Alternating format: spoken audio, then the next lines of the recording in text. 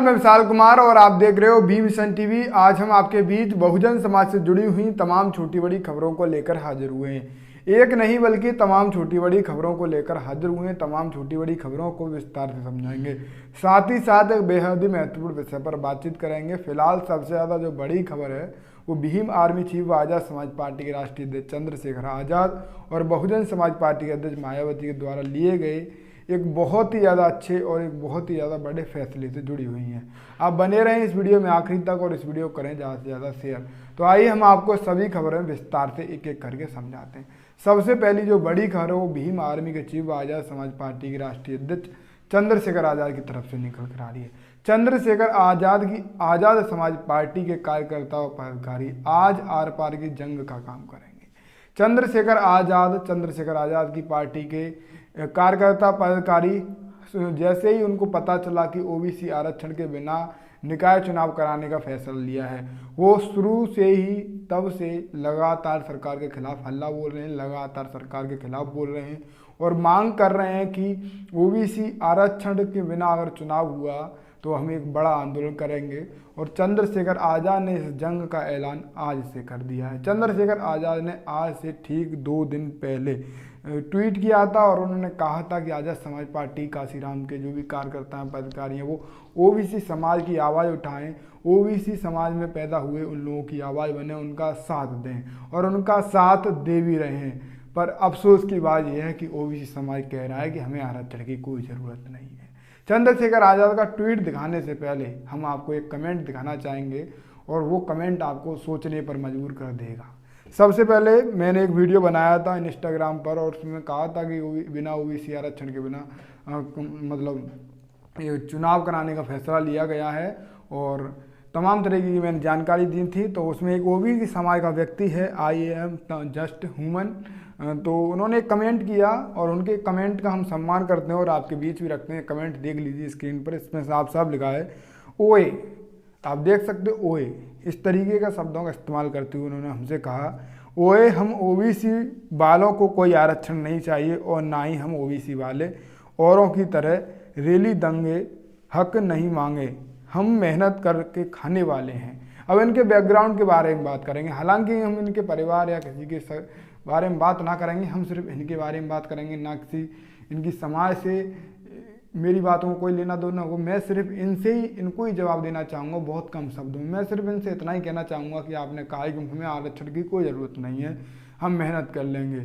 जब तक आपको आरक्षण नहीं मिलेगा तब तक आपको मेहनत भी नहीं करने दी जाएगी। आरक्षण सिर्फ एक दरवाज़ा खोलने का रास्ता है और उस रास्ते जैसे दरवाज़ा खोलेगा जो रास्ता आएगा उस पर आपको कड़ी मेहनत करनी है, जब ही आप सफल हो पाओगे।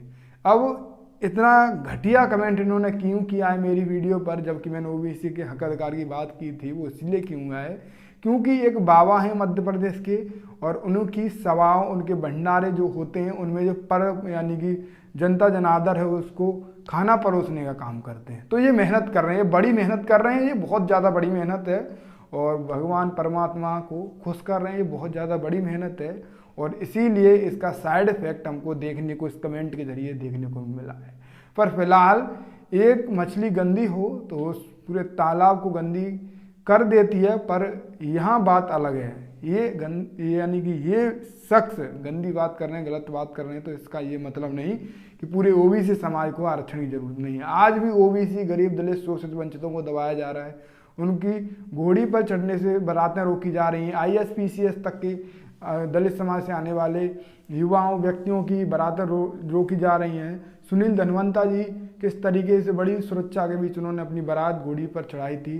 तो आज भी इस देश में आरक्षण की व्यवस्था है। हालांकि कहा था कि 10 साल बाद जब दिशा और दशा बदल जाए दलित SC ST OBC माइनॉरिटी की तो ये आरक्षण खत्म कर दिया जाएगा, पर दशा नहीं बदली और जो 100 वर्षों से 100% हर क्षेत्र में आरक्षण ले रहे थे, 1,000% आरक्षण ले रहे थे, उन्होंने ये व्यवस्था नहीं बदली, इसीलिए आज तक ये आरक्षण लागू है और सरकारें ने भी नहीं ध्यान दिया और उनकी राजनीति गंदी राजनीति चल रही है और आरक्षण की विशेष ओबीसी वर्ग को ज़रूरत है और इसी धीरे धीरे इनको हरेक जो सरकारी माध्यम है, हरेक जो मैनेजमेंट है उससे दूर किया जा रहा है, क्योंकि इन जैसे शख्स पैदा हैं और इन जैसी शख्स की एक एक कमेंट से 100 लोगों पर प्रभाव पड़ता है।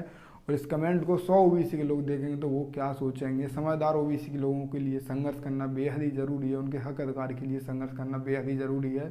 पर कुछ लोगों की बातों को इग्नोर करके संघर्ष सफल हो सकता है। हमने इनकी बातों का बुरा नहीं माना और ओबीसी समाज के लिए लगातार हम आवाज़ उठा रहे हैं, उनके आरक्षण की बात कर रहे हैं। और चंद्रशेखर आज़ाद की आज आज़ाद समाज पार्टी, चंद्रशेखर आज़ाद ने साफ ऐलान कर दिया यूपी निकाय चुनाव में भाजपा सरकार की बदनीयती के कारण ओबीसी आरक्षण खत्म हो गया है। इसके विरोध में दिनांक 31/12/2022 यानी कि आज आज़ाद समाज पार्टी काशीराम उत्तर प्रदेश के सभी 75 जनपदों के जिला मुख्यालय पर धरना प्रदर्शन करेगी और माननीय राष्ट्रपति महोदय को संबोधित ज्ञापन जिला अधिकारी को सौंपा जाएगा। यानी कि आज आज़ाद समाज पार्टी कार्यकर्ता आर पार का बड़ा काम करने के लिए तैयार हैं और आज चंद्रशेखर आज़ाद के आह्वान पर आज़ाद समाज पार्टी भीम आर्मी के कार्यकर्ता जिला मुख्यालय पर जाएंगे और ज्ञापन देंगे और सीधी अपील की जाएगी उस ज्ञापन में कि ओबीसी आरक्षण को बहाल किया जाए, ओबीसी आरक्षण के बिना चुनाव ना कराया जाए, ओबीसी आरक्षण लागू हो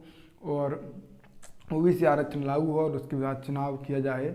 और अगर ओबीसी आरक्षण के बिना चुनाव हुआ तो जहां ओबीसी का व्यक्ति लड़ रहा था तो वहां पर सिर्फ ओबीसी वाले से ही फाइट थी उसकी, और अब वो अपने से 10 गुना ताकतवर यानी कि हजारों वर्ष से माला माल जो व्यक्ति था उस व्यक्ति से उसका सामना हुआ। तो आप समझ सकते हो सामना कितना टफ होगा ओबीसी व्यक्ति के लिए। तो आप समझ सकते हो ओबीसी के तमाम साथी चुनाव लड़ें या ना लड़ें ये भी कोई कन्फर्म नहीं है, क्योंकि जब ओबीसी सीटों को जनरल मान के चुनाव किया जाएगा तो जनरल वाले उनको जगह बिल्कुल भी नहीं देंगे। और आपको पता ही है जगह कहाँ मिली है। आज से 100 साल पहले गंदा महिला उठाने की जगह ओबीसी समाज और दलित पिछड़ों को मिली हुई थी, वो किसी से छुपा नहीं है। फिलहाल मायावती चुनाव की रणनीति बनाए हुए हैं, मायावती काफ़ी ज़्यादा एक्टिव मोड में है। कल बैठक की, अगली बैठक जो भी होगी उसमें हम आपसे वादा करते हैं हम जाएंगे वहाँ क्या एक्चुअल स्थिति है, क्या मायावती कर रही हैं चुनाव को लेकर, वो हम आपको सच्ची रिपोर्ट देंगे। और आप बी मिशन टीवी चैनल से जुड़ें। मायावती ने हालांकि कमर कस ली है, मायावती एक्टिव मोड में है, आगे का क्या रणनीति रहती है क्या नहीं वो ये देखने को होगा। निकाय चुनाव में बसपा क्या कर सकती है ये आप अपनी राय कमेंट में देखें और हम ग्राउंड रिपोर्ट ग्राउंड जीरो पर जाकर आपके बीच सच्चाई रखेंगे। आप बी मिशन टीवी चैनल को हर प्लेटफॉर्म पर मजबूत करें, फेसबुक पर, इंस्टा पर, ट्विटर पर, सभी जगह फॉलो करें। आपको बहुजन समाज से जुड़े हुए हर मुद्दे पर बातचीत हम करेंगे और आपके काम की खबर आपके बीच लेकर आएंगे। फिलहाल आज की इस वीडियो में इतना ही। इस वीडियो को करें ज़्यादा से ज़्यादा शेयर। इन सभी खबरों पर आपकी क्या राय है आप अपनी राय कमेंट में देना। आप देख रहे थे बी मिशन टीवी।